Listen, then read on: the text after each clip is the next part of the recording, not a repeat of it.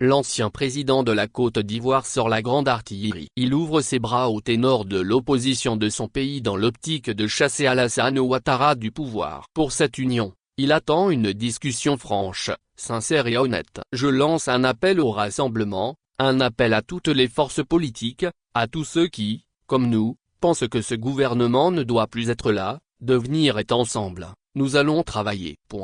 J'ouvre les bras à tous ceux qui veulent que ce gouvernement ne soit plus au gouvernement en 2025, a déclaré Laurent Gbagbo dimanche dernier depuis Benoît.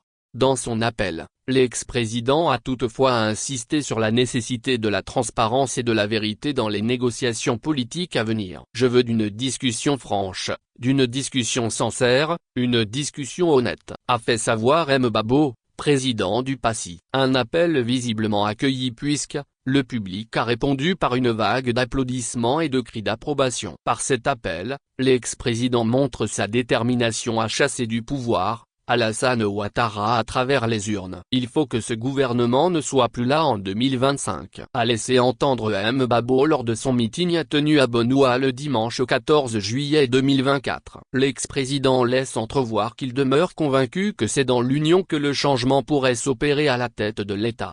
Cet appel du président du PASI résonne comme un appel pressé lancé à Tidjane Thiam, président du PDCIRDA, mais également à l'ensemble de la gauche ivoirienne, l'ex-majorité présidentielle qui a volé en éclats au lendemain de la chute du régime des refondateurs après d'une décennie de guerre fratricide, à Simone Gbagbo, son ex-épouse, Pascal Afine-Guessant, Charles Blé Goudé, bien avant cet appel, Awa Domelo, une figure influente du parti de Laurent Gbagbo, avait déjà sonné l'alerte auprès des militants du PASI lors d'une activité politique récente. Dans le même esprit, Pascal Afine-Guessant, président du Front populaire ivoirien, bien qu'en rupture de banc avec Laurent Gbagbo, a récemment déclaré « Quand la gauche se rassemble, elle gagne », en réaction à la percée significative du nouveau Front populaire, le groupe des socialistes, lors des législatives en France.